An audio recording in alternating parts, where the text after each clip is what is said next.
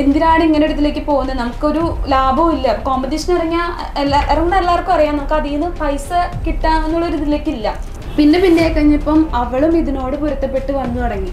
അവൾക്കറിയാം അപ്പ കോമ്പറ്റീഷൻ ഇറങ്ങുന്ന സമയമാകുമ്പോൾ അവൾക്കും അറിയാം ആ സമയത്ത് വോയിസ് അത്ര ഇതാക്കാൻ പാടില്ല. പക്ഷെ ഒരിക്കലും ഞാൻ കരുതിയില്ലാത്തൊരു സംഭവം എൻ്റെ ജീവിതത്തിൽ നിന്ന് വന്നത് എന്താണെന്ന് വെച്ച് കഴിഞ്ഞാൽ, ഞാൻ ഒരിക്കലും ഒരു ട്രെയിനർ ആവും അല്ലെങ്കിൽ ജിമ്മിൽ അങ്ങനെ കയറും അങ്ങനെ ഒരു ചിന്തയില്ല. പക്ഷേ ബോഡി ബിൽഡിങ് ആളൊരു പാഷൻ തന്നെയാണ്. അപ്പോൾ ആ പാഷൻ എന്താണോ അതിൻ്റെ പിന്നാലെ പോവുക, അതിന് കൂട്ട് നിൽക്കുക, ആ ഒരു ഇതാണ് ഞാനും ചിന്തിച്ചിട്ടുള്ളൂ. അത് ആ ശരീരം ഇല്ലെങ്കിൽ ഒന്നുമില്ലല്ലോ. അപ്പോൾ ആ ശരീരത്തിന് വേണ്ടി പൈസ മുടക്കുമ്പോൾ നമുക്ക് അത്രയും സന്തോഷമേ ഉള്ളൂ. കാരണം അതൊരു ചീത്ത ഒരു കാര്യത്തിന് വേണ്ടിയല്ല, അത് ലൈഫ് ലോങ് നമുക്ക് കൂടെ ഉള്ളൊരു കാര്യത്തിന് വേണ്ടിയാണ് ആ പൈസ മുടങ്ങുന്നത്. വലുതാവുന്ന സമയത്ത് അവൾക്ക് ഡോക്ടർ ആവണമെന്ന് പറഞ്ഞാൽ പോലും അവൾ പറയാം വൈകുന്നേരം എനിക്ക് ജിമ്മിൽ ട്രെയിനറായിട്ട് പോകണം. അതാണ് അവളുടെ പാഷൻ. കഴിക്കാൻ ഒട്ടും ടേസ്റ്റ് ഇല്ലാണ്ട് അവർ കഴിക്കുന്ന സമയം അത്. കാരണം ലാസ്റ്റൊക്കെ ആകുമ്പോൾ ഉപ്പ് പോലും ഇല്ല. നമസ്കാരം, ഇത് ജിജി ശ്രീജിത്ത്. ഇപ്പം നമ്മൾ നേരത്തെ പരിചയപ്പെട്ട മിസ്റ്റർ എറണാകുളം കേരള കംപ്ലീറ്റ് ചെയ്ത ശ്രീജിത്തിൻ്റെ വൈഫാണ്. അദ്ദേഹത്തിന് ആ ഒരു ജേണിയിലേക്ക് കൊണ്ടുപോകാനായിട്ട് ഏറ്റവും കൂടുതൽ അദ്ദേഹം പറയുന്നുണ്ടായിരുന്നു ഫാമിലി സപ്പോർട്ട്. അതിൽ ഏറ്റവും കൂടുതൽ സപ്പോർട്ട് ചെയ്തൊരു വ്യക്തിയാണ് അദ്ദേഹത്തിൻ്റെ വൈഫ്. ഇതാണ് അദ്ദേഹത്തിൻ്റെ വൈഫിന് പറയാനുള്ള കാര്യങ്ങൾ. അതായത് ഈ ഒരു മത്സരത്തിലേക്ക് പങ്കെടുക്കുന്ന ഓരോ ആളുകൾക്കും അവരുടെ ഫാമിലിയിൽ കൊടുക്കുന്ന സപ്പോർട്ട് ഏത് രീതിയിലായിരിക്കണം, അവരിലുണ്ടാവുന്ന ബുദ്ധിമുട്ടുകളും കാര്യങ്ങളും എല്ലാം നിങ്ങളായിട്ടൊന്ന് ഷെയർ ചെയ്യാണ്. ഹായ് ജിജി, ജിജിക്ക് എന്താ പറയാനുള്ളത്? അവരുടെ സ്ട്രഗിൾ എന്ന് പറഞ്ഞു കഴിഞ്ഞാൽ അത് ശരിക്കും പറഞ്ഞറിയിക്കാൻ പറ്റാത്തൊരു സ്ട്രഗിൾ തന്നെയാണ്. അവർക്ക് ഈ സമയത്ത് കൊടുക്കേണ്ടത് ശരിക്കും പറഞ്ഞു കഴിഞ്ഞാൽ ശരിക്കും നല്ല സപ്പോർട്ടാണ്. അതായത് മെൻ്റലി അവർ ഭയങ്കര ടയേർഡായിരിക്കും, ഫിസിക്കലി മെൻ്റലി എല്ലാം ഭയങ്കര ടയേർഡായിരിക്കും. ആ ടൈമിൽ നമ്മൾ അവരുടെ ടെമ്പർ പോലും നമുക്ക് ശരിക്കും തെറ്റുന്നൊരു സമയമാണത്. ആ ടൈമിൽ ഒരു വോയിസ് കേൾക്കുക, അല്ലെങ്കിൽ കുറച്ച് ഹൈ ആയിട്ടൊരു പാട്ട് കേട്ടാൽ, അല്ലെങ്കിൽ ഒരു ഒച്ച കേട്ടാൽ എന്ത് പറയാ, ഇപ്പോഴേ പിന്നെ ഒരു ഇതെന്ന് പറയാം. ഞങ്ങൾക്ക് ഇപ്പോൾ 8 വയസ്സാകുമ്പോൾ ഞങ്ങൾക്കൊരു കുട്ടിയുണ്ട്. അവളുടെ കുഞ്ഞിലെ അവർക്ക് ചിലപ്പോൾ അത് മനസ്സിലായെന്നിരിക്കില്ല. ഇപ്പം അങ്ങനെ ഒരു ഇതിലാണ് അവർക്ക് ഒച്ച കേൾക്കാൻ ചിലപ്പോൾ ശരിയാവില്ല, ദേഷ്യം വരും, ഒച്ച എടുക്കും എന്നുള്ളൊരിത് അവർക്ക് മനസ്സിലാവില്ല. അവൾക്കാണെങ്കിൽ തന്നെ ആയാലും ചെറുതായിട്ട് സംസാരിക്കാൻ അവൾക്ക് അറിയില്ല. അവളുടെ ഹൈ ബാസാണ് അവൾക്ക് സംസാരിച്ചാൽ തന്നെ. അതുകൊണ്ട് തന്നെ ചെറുതായിരുന്ന സമയത്ത് ശരിക്കും ലാസ്റ്റ് വീക്കൊക്കെ ആവണ സമയത്ത് ഇവർ ശരിക്കും നല്ല മാറ്റമായിരിക്കും ഇവരുടെ ഇതിൽ വരാൻ പോകുന്നത്. അപ്പോൾ ആ ടൈമിൽ ഞാൻ വീട്ടിൽ കൊണ്ടുവന്നാക്കിയിട്ടുണ്ട്. ഇവിടെ കുഞ്ഞായിരുന്ന സമയത്തൊക്കെ 1 വയസ്സുള്ള സമയത്തൊക്കെ ഇവിടെ ഞാൻ വീട്ടിൽ കൊണ്ടുവന്നാക്കും. ലാസ്റ്റ് ആഴ്ചയാകുമ്പോൾ അത് എൻ്റെ അടുത്ത് നേരത്തെ പറയും, നീ കൊച്ചിനെ കുറച്ച് ദിവസത്തേക്ക് വീട്ടിലേക്ക് കൊണ്ടുപോയിക്കോളൂ എന്ന് പറഞ്ഞ് വീട്ടിൽ കൊണ്ടുവന്നാക്കിയിട്ടുണ്ട് ഞാൻ അവളൊക്കെ. പിന്നെ കഴിഞ്ഞപ്പം അവളും ഇതിനോട് പൊരുത്തപ്പെട്ട് വന്നു തുടങ്ങി. അവൾക്കറിയാം കോമ്പറ്റീഷൻ ഇറങ്ങുന്ന സമയമാകുമ്പോൾ അവൾക്കും അറിയാം ആ സമയത്ത് വോയിസ് അത്ര ഇതാക്കാൻ പാടില്ല, TV അത്ര ഒച്ചനെ വെക്കാൻ പാടില്ല, ഒച്ചനെ പാട്ട് വെക്കാൻ പാടില്ല. അതെല്ലാം അവൾക്ക് മനസ്സിലായി തുടങ്ങി. അവളിപ്പോൾ അതിനോട് സെറ്റാണ് ശരിക്കും പറഞ്ഞു കഴിഞ്ഞാൽ. പിന്നെ ആളിപ്പോൾ പുറത്താണ് വർക്ക് ചെയ്യുന്നത്. അപ്പോൾ ഈ ഒരു കോമ്പറ്റീഷൻ്റെ ഒരു ഇതിന് വേണ്ടി മാത്രമാണ് ഇപ്പോൾ നാട്ടിലേക്ക് വന്നത്. ഇപ്പം 2 മാസത്തോളം ആവണു. ഈ 2 മാസത്തോളാണെങ്കിൽ പോലും കോമ്പറ്റീഷൻ എന്നുള്ള ഇതിൻ്റെ പുറകെയാണ് ആൾ. അല്ലാതെ എവിടെയെങ്കിലും കറങ്ങാൻ പോവാന്നോ അത്ര ഫുഡ് കഴിക്കാൻ പോവാന്നോ അങ്ങനത്തെ ഒരു ഇത് ആളുടെ ഇതിൽ വന്നിട്ടില്ല. അത് പണ്ട് തുടങ്ങി എന്നുള്ളൊരിതിലേക്ക് ആളുടെ ശരിക്കും പാഷനാണ്. ഈ ഒരു ഇത് പറഞ്ഞു കഴിഞ്ഞാൽ ബോഡി ബിൽഡിങ് ആളുടെ ഒരു പാഷൻ തന്നെയാണ്. അപ്പോൾ ആ പാഷൻ എന്താണോ അതിൻ്റെ പിന്നാലെ പോവുക, അതിന് കൂട്ട് നിൽക്കുക, ആ ഒരു ഇതാണ് ഞാനും ചിന്തിച്ചിട്ടുള്ളൂ. അല്ലാതെ അതിന് വേണ്ടി ഇത്ര പൈസ മുടങ്ങുന്നുണ്ട്, അല്ലെങ്കിൽ അതിന് വേണ്ടി ഇത്രയും ചിലവ് വരുന്നുണ്ട്, അത് ഞങ്ങളുടെ ലൈഫിൻ്റെ ആ ഒരു അത്രയും ഭാഗം മാറ്റി വെക്കേണ്ടി വരുന്നുണ്ട് എന്നുള്ളൊരിതില്ല. പക്ഷെ അത് ആളുടെ പാഷനാണ്, ആളുടെ അത്ര ഇഷ്ടമുള്ളൊരു സാധനമാണ്. അതിനൊപ്പം പോവുക, അതിൻ്റെ ഒപ്പത്തിന് നിൽക്കുക, ആളുടെ അതിനകത്ത് എത്രത്തോളം അച്ചീവ്മെൻ്റ് എടുക്കാൻ പറ്റുമോ അതിന് കൂടെ നിൽക്കുക എന്നുള്ളത് തന്നെയാണ്. അതിപ്പോൾ കുട്ടിയുടെ കാര്യത്തിലാണെങ്കിൽ പോലും അവൾ ശരിക്കും ഇപ്പോൾ ആ ഒരു ബോഡി ബിൽഡിങ് അല്ലെങ്കിൽ ആ ഒരു ജിമ്മ് എന്ന് പറയുന്നത് അവൾക്ക് അത്ര ഇഷ്ടപ്പെട്ടൊരു ഏരിയയിലേക്ക് തന്നെയാണ് ആൾ വരുന്നത്. ഇപ്പോഴും ആൾ പറയാം വലുതാവുന്ന സമയത്ത് അവൾക്ക് ഡോക്ടർ ആവണമെന്ന് പറഞ്ഞാൽ പോലും അവൾ പറയാം വൈകുന്നേരം എനിക്ക് ജിമ്മിൽ ട്രെയിനറായിട്ട് പോകണം. അതാണ് അവളുടെ ഒരു പാഷൻ. അപ്പോൾ അവൾക്കും ശരിക്കും ഇപ്പോൾ കോമ്പറ്റീഷൻ ഇറങ്ങാൻ കുട്ടികളുടെ ഒക്കെ വരുന്ന സമയത്ത് ഇറങ്ങാൻ ഭയങ്കര ഇഷ്ടമാണ്. ഇറങ്ങണം എന്നുള്ള ഇതിൽ തന്നെയാണ് ആൾക്ക്. വർക്കൗട്ട് കാര്യങ്ങളെല്ലാം ആൾക്ക് അത്രയും താല്പര്യമുള്ള ഒരു കാര്യമാണ്. ചോറ് കണ്ടാൽ കഴിക്കാൻ തോന്നും. അത് എങ്ങനെ എത്ര ഡയറ്റ് ആണെങ്കിൽ പോലും ചെറിയ ഇപ്പം ഇഷ്ടമുള്ള ചമ്മന്തി കണ്ടു കഴിഞ്ഞാൽ അങ്ങനെ ചോറ് കഴിക്കാം. പക്ഷെ ഇത് കടിച്ചു പിടിച്ച് നിൽക്കും, എങ്ങനെയാണെങ്കിൽ പോലും കടിച്ചു പിടിച്ച് ഇത് നിന്നേ പറ്റൂ എന്നുള്ള അവർക്കും അറിയാം. അത് അവരുടെ ജേണിയാണ്, ലൈഫിൻ്റെ ആ ജേണിയിൽ അത് അത്രയും കടിച്ചു പിടിച്ച് അവർ നിൽക്കുകയും ചെയ്യും. അപ്പോൾ നമുക്കും കുറച്ച് സാക്രിഫൈസ് ചെയ്യേണ്ടി വരും. നമ്മുടെ ജീവിതത്തിൻ്റെ ഒരു ഭാഗമാണെങ്കിലും ശരി, നമുക്ക് ആ അടിച്ചു പൊളിക്കുന്ന സമയമാണെങ്കിലും ശരി, അത് സാക്രിഫൈസ് ചെയ്യേണ്ടി വരും. അത് അവരുടെ പാഷന് വേണ്ടിയാണ്, അത്രയും സന്തോഷത്തോടു കൂടി തന്നെയാണ് ചെയ്യുന്നതും. ഇവരുടെ ഒരു ലൈഫിൽ ഇപ്പം സ്റ്റാർട്ട് ചെയ്യുന്ന സമയം എന്ന് പറയുന്നത് ഒരു 5:30 ആ ഒരു ടൈമിലാണ് ഇവർക്ക് വർക്കൗട്ടിനൊക്കെ പോകുന്ന ആ ഒരു സമയം. നമുക്ക് അതിന് മുന്നേ നമ്മളിപ്പോൾ എത്ര കൂടുതൽ നേരം കിടന്ന് ഉറങ്ങാം ആ ഒരു ഇതിലേക്ക് പോയെന്നുണ്ടെങ്കിലും ഈ ഒരു ഇതിലേക്ക് വന്നു തുടങ്ങുമ്പോൾ പിന്നെ അവരുടെ ടൈം എന്തോ അതനുസരിച്ച് നമ്മൾ മാറേണ്ടി വരും. അപ്പോൾ നമ്മൾ നേരത്തെ എഴുന്നേൽക്കണം, അവരുടെ ഫുഡ് റെഡിയാക്കണം. മുമ്പൊക്കെ വർക്കിന് പോകേണ്ടിരുന്ന ഒരു സമയം എന്ന് പറഞ്ഞു കഴിഞ്ഞാൽ എനിക്ക് രാവിലെ 9:30 വർക്കിന് കയറണം. ആ ഒരു ജോലിക്ക് പോണ സമയത്ത് ആളുടെ ഫുഡ് വെളുപ്പിന് എഴുന്നേറ്റ് 5:30 ജിമ്മിൽ പോകണമെന്നുണ്ടെങ്കിൽ 5:30 ജിമ്മിൽ പോണ ആൾക്ക് ഭക്ഷണം കൊടുത്തു വിടണം. അപ്പോൾ അതനുസരിച്ച് നേരത്തെ 4:30 4:45 സമയത്ത് എഴുന്നേറ്റ് ഫുഡ് ഉണ്ടാക്കണം. ആ കൊടുത്തു വിടാനുള്ളത് അപ്പോൾ കൊടുത്തു വിടണം. ആൾക്കെന്ന് പറഞ്ഞാൽ ചൂടോടെ ഫുഡ് വേണം. അത് ഭയങ്കര കാര്യമുള്ള ഇതാണ്. തണുത്ത് കഴിഞ്ഞാൽ പിന്നെ ഭയങ്കര ബുദ്ധിമുട്ടാണ് ആൾക്ക് കഴിക്കാനായാലും. അതെന്ന് പറഞ്ഞാൽ ഈ ഒരു ടൈമിൽ എന്ന് പറഞ്ഞാൽ മുട്ട, ചിക്കൻ അങ്ങനെയൊക്കെ എന്ന് പറയുമ്പോൾ തന്നെ അതും കഴിക്കാൻ ഒട്ടും ടേസ്റ്റ് ഇല്ലാണ്ട് അവർ കഴിക്കുന്ന സമയം അത്. കാരണം ലാസ്റ്റൊക്കെ ആകുമ്പോൾ ഉപ്പ് പോലും ഇല്ല, പുഴുങ്ങി കൊടുക്കണം അത്. അപ്പോൾ അതിനകത്ത് എന്തൊക്കെ മാറ്റങ്ങൾ വരുത്തി അവർക്ക് മാക്സിമം എങ്ങനെ ഫ്രീ ആയിട്ട് കഴിക്കാൻ പറ്റുന്ന രീതിയിൽ, കാരണം വെള്ളമില്ലാത്ത സമയമുണ്ട്, അപ്പോൾ അതനുസരിച്ച് ഉണ്ടാക്കണം. ഇപ്പം ശ്രീയുടെ കാര്യം എന്ന് പറഞ്ഞു കഴിഞ്ഞാൽ ആൾക്ക് ഒരേ ടേസ്റ്റിൽ കുറേ ദിവസം കഴിക്കാൻ പറ്റില്ല, ടേസ്റ്റ് മാറ്റി മാറ്റി കൊടുക്കുന്ന സമയമാണ്. അപ്പോൾ അങ്ങനെ കൊടുക്കുന്ന സമയത്ത് നമ്മൾ പല രീതിയിൽ ഉണ്ടാക്കി കൊടുക്കേണ്ട അവസ്ഥയാണ്. അതെല്ലാം ആള് പക്ഷെ എങ്ങനെയെങ്കിലും കഴിപ്പിക്കണം, അതാണ്. ആളെങ്ങനെയെങ്കിലും കഴിക്കും, ശരിയാണ്. ഇപ്പോൾ എന്താ പുഴുങ്ങി കൊടുത്താൽ ആൾ കഴിക്കും, പക്ഷെ അത് അത്രയും ഇങ്ങനെ കടിച്ചു പിടിച്ച് ആളെ കഴിച്ചോളും, കുഴപ്പമില്ല. അപ്പം അങ്ങനെ വർക്കിന് പോകുന്ന സമയത്ത് രാവിലെ അത് ഉണ്ടാക്കി വെച്ച് ആളെ രാവിലെ വിട്ട് കഴിഞ്ഞിട്ട് പിന്നെ വൈകുന്നേരം ഞാൻ തിരിച്ചു വരാം. അപ്പം ആ തിരിച്ചു വരുന്ന സമയം വരെയുള്ള ഫുഡ് ഞാൻ ഉണ്ടാക്കി വെക്കും. അത്രയും നേരത്തേക്കുള്ള ഫുഡ് ഉണ്ടാക്കി വെച്ചിട്ട് പോവാം. അത് കഴിഞ്ഞ് വൈകുന്നേരം വന്ന് വീണ്ടും ഫുഡ് ഉണ്ടാക്കി അപ്പോൾ കൊടുത്ത് വീണ്ടും വൈകുന്നേരം ജിമ്മിൽ വിടും. ആ കൂടെ അപ്പോൾ ഞാനും ഇടയ്ക്ക് പോകാറുണ്ട്. അപ്പോൾ ആ കൂടെ പോവും.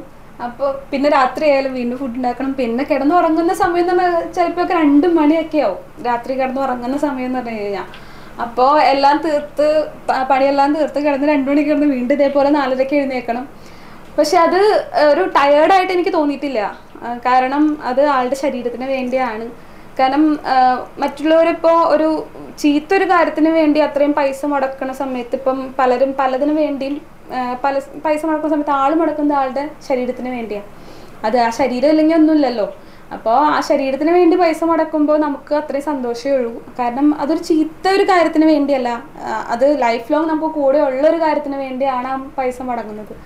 അതല്ലാതെ അതിൽ ഒരു കുറ്റമോ ചീത്ത. ഇപ്പോൾ പലർക്കും ജിമ്മെന്ന് പറയുമ്പം പലർക്കും പല ചിന്തയാണ്. ഇപ്പോൾ കുറേ പേർക്കെന്ന് വെച്ച് കഴിഞ്ഞാൽ ഈ ജിമ്മിൽ പോകണോ, അതെന്തിനാത്, അത്രയും പൈസ എന്തിനാണ് കളയുന്നത്. പക്ഷെ അവർ പലരും ചിന്തിക്കണില്ല, അത് ആ പൈസ വേറെ പല രീതിയിലും പോകുന്നുണ്ട്, നമ്മുടെ ആരോഗ്യത്തിൻ്റെ രീതിയിൽ പല രീതിയിൽ ആ പൈസ പോകുന്നുണ്ട് എന്നുള്ളത് അവർ ചിന്തിക്കുന്നില്ല.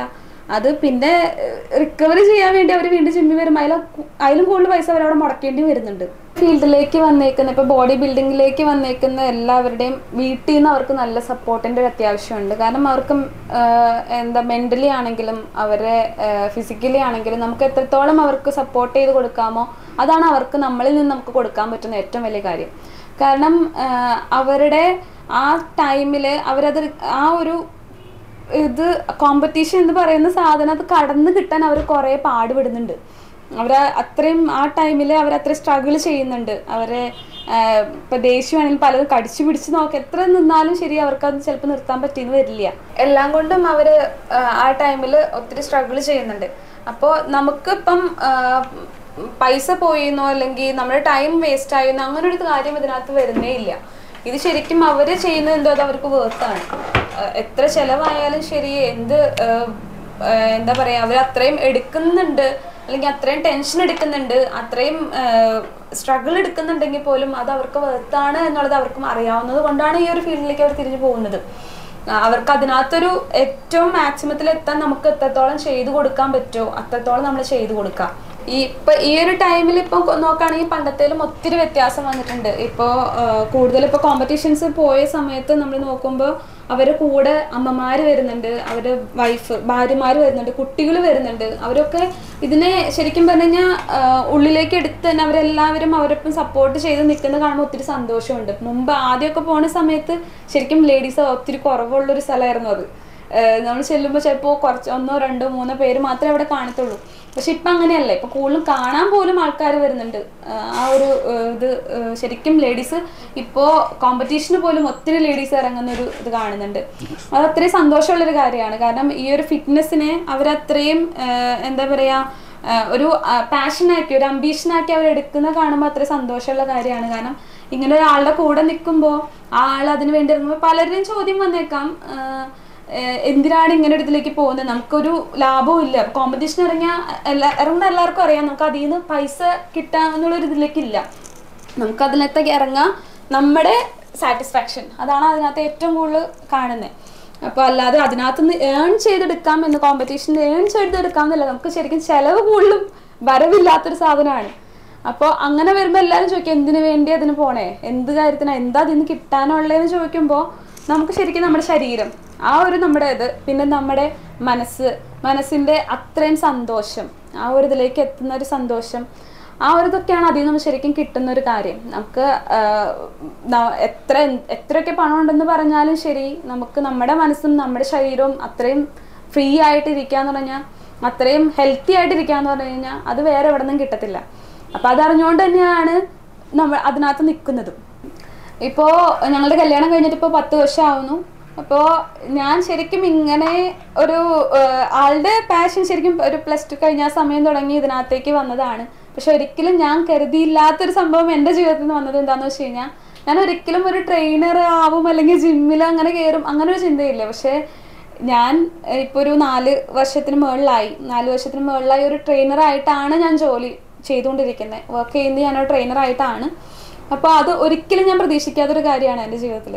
കാരണം എന്താണോ ആളുടെ പാഷൻ, ആ ഒരു പാഷനിലേക്ക് വന്നതിന് ശേഷം ഞാനും ഇഷ്ടപ്പെട്ട് തുടങ്ങിയതാണ് അങ്ങനെ ഞാൻ വേറെ സ്ഥലത്ത് വർക്ക് ചെയ്തുകൊണ്ടിരുന്ന തന്നെ ശരിക്കും പറഞ്ഞു കഴിഞ്ഞാൽ ഇങ്ങോട്ടേക്ക് ഇങ്ങനെ ഞാൻ ചാടി വന്നതാണ്. അത് ആശാനും എൻ്റെ ഹസ്ബൻഡും കൂടി ഒരുമിച്ചാണ് എന്നെ അവിടെ കൊണ്ടുവന്നാക്കിയത്. പക്ഷെ അപ്പോഴും ഞാൻ ഒരിക്കലും വിചാരിച്ചില്ല അവിടെ ഞാനിങ്ങനെ നിൽക്കുമെന്ന്. പക്ഷെ ഒരു 4 വർഷത്തിന് മുകളിലായി ഞാൻ അവിടെ തന്നെ ഇങ്ങനെ നിന്നുകൊണ്ടിരിക്കുന്നു. അത് ശരിക്കും പറഞ്ഞാൽ ഇപ്പം ആളുടെ കൂടെ ഉള്ളത് കൊണ്ടാണ് ഞാൻ അങ്ങനെ ഒരു ഫീൽഡിന് ഇഷ്ടപ്പെട്ടതും. അതങ്ങനെയാണ്, അതത്രയും നമുക്ക് മെൻ്റലി ഹെൽത്ത് ആണ്, അതേപോലെ തന്നെ നമ്മുടെ ഹെൽത്തിനും ഏറ്റവും നല്ലത് ഒരു ഇതാണ് എന്ന് മനസ്സിലാക്കിയിട്ട് അത്ര ഇഷ്ടപ്പെട്ട് ഞാൻ ചെയ്ത വർക്കാണത്.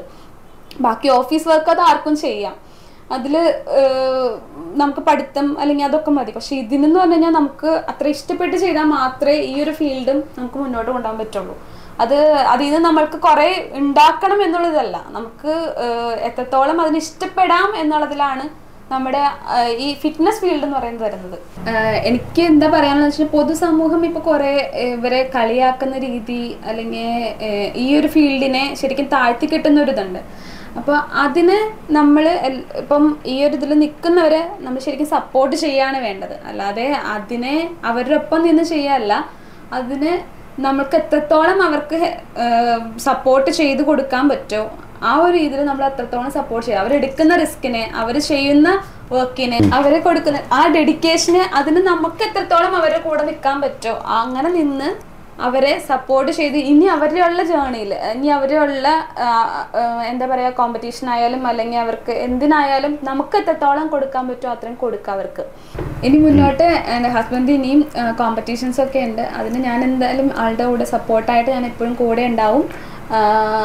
എന്നാലാവുന്നത് ഞാൻ ആൾക്ക് ചെയ്ത് കൊടുക്കുക. അതേപോലെ നിങ്ങളും നിങ്ങൾക്ക് സപ്പോർട്ട് ചെയ്യാൻ പറ്റുന്നവരെ, അതായത് ഇപ്പം മകനാവാം അല്ലെങ്കിൽ ഹസ്ബൻഡ് ആവാം, ബ്രദർ ആവാം, ആരായാലും അവർക്ക് വേണ്ടുന്നത് നമ്മളിൽ നിന്ന് വേണ്ടത് അതാണ്. അതുകൊണ്ട് അത് മാക്സിമം അവർക്ക് എത്രത്തോളം കൊടുക്കാൻ പറ്റുമോ അത്രത്തോളം കൊടുത്ത് അവരെ കൂടെ നിൽക്കുക, അവരുടെ ജേണിയിൽ അവരെ കൂടെ കൈപിടിച്ച് നിർത്താം.